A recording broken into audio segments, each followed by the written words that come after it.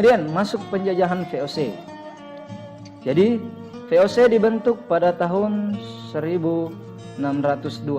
Ya, VOC ini Belanda ya. Nah, kita kenal Belanda, bentukan Belanda karena memang orang Belanda. Saya ulang, VOC dibentuk pada tahun 1602 sebagai upaya untuk memperkuat diri dalam menghadapi persaingan dagang dengan negara atau bangsa lain. Ya, mempunyai hak oktroi atau hak istimewa VOC. Kebijakan VOC di negara jajahan antara lain monopoli, ekstirpasi, ada istilah ekstirpasi, pelayaran hongi atau hongi touchten, kemudian strategi divide et impera atau politik adu domba. Ya, divide et impera atau politik adu domba. Pada tanggal 31 Desember, ini sejarah singkat VOC ketika berada di Nusantara. Pada 31 Desember 1799, VOC secara resmi dibubarkan dan pemerintahan VOC di Nusantara pun diambil alih pemerintah kerajaan Belanda. Penyebabnya satu, korupsi, ya, korupsi di tubuh VOC. Kemudian biaya kepegawaian semakin besar, kemudian banyak mengeluarkan dana untuk perang.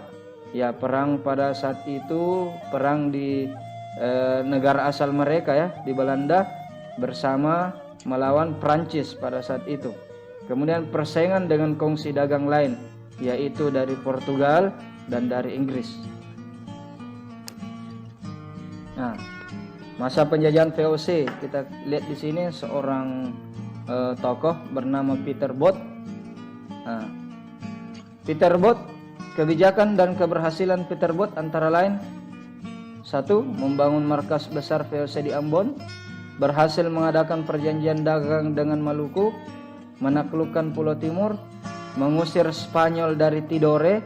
Ya, tadi ingat kita lihat tadi ada tampilan slide bahwasanya persaingan dagangnya dengan bangsa lain ya.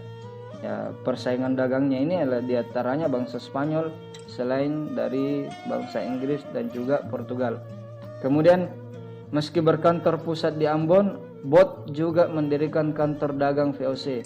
Mula-mula di Banten, ya, di Indonesia bagian barat, tepatnya di Jawa Barat, kemudian di Jayakarta pada tahun 1611. Masa penjajahan VOC. Di sini ada kita lihat lagi salah satu gubernur VOC yang bernama Jan Pieterszoon Koen atau JP Koen. Ya.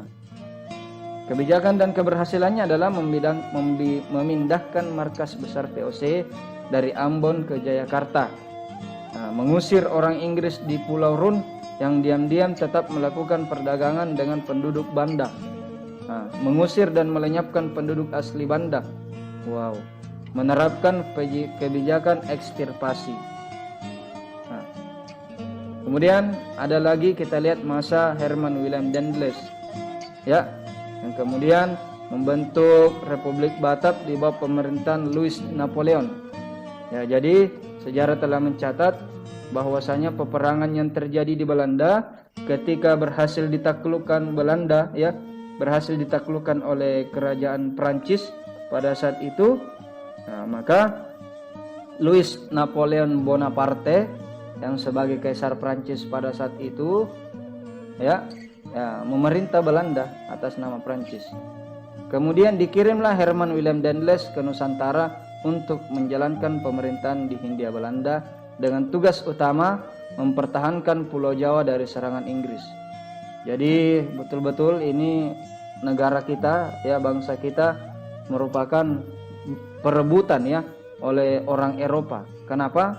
Karena Allah Subhanahu wa taala memberkahi tanah air kita ini dengan kekayaan yang melimpah. Nah, kebijakan yang paling terkenal dari Herman Willem Daendels adalah membangun jalan raya pos, ya, The Groot Postweg dari Pulau Anyer. Kita lihat di sini dari Pulau Anyer hingga Panurukan sepanjang 1100 km. Jalan raya ini untuk mempermudah mobilitas pasukan di Jawa. Kita lihat di sini dari Pulau Anyer sampai Panurukan, 1100 km.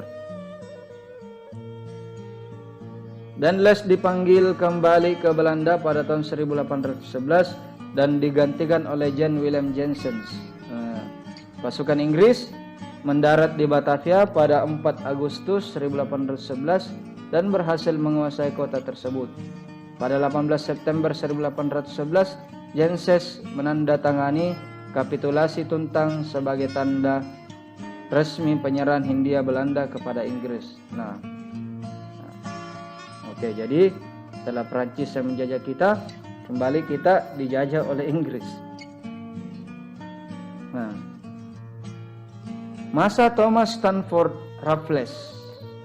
Ya, jadi masa pemerintahan Inggris oleh Stamford Raffles di Nusantara dimulai sejak tanggal 18 September tahun 1811. Beberapa kebijakannya kita lihat: membagi Pulau Jawa menjadi 16 keresidenan atau wilayah, ya, menghapus peran para bupati sebagai pemungut pajak, ya, dan menjadikannya sebagai pegawai pemerintahan kolonial. Menetapkan sistem sewa tanah, ya, memberi kebebasan kepada para petani untuk menanam tanaman yang laku di pasaran dunia. Ya, pemerintahan Raffles berakhir pada 1816 dan digantikan oleh John Vendale Jr. Konvensi London 1814 berisi kesepakatan agar Inggris mengembalikan tanah jajahan Hindia Belanda kepada Belanda.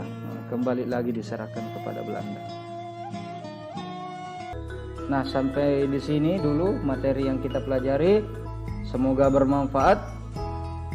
Marilah kita bersama-sama menutup pembelajaran kita pada kesempatan kali ini dengan mengucapkan hamdalah, alhamdulillahirabbil alamin, dan doa kafaratul majelis. Subhanakallahumma wa bihamdik, asyhadu an la ilaha illa anta, astaghfiruka wa atubu ilaik. Assalamualaikum warahmatullahi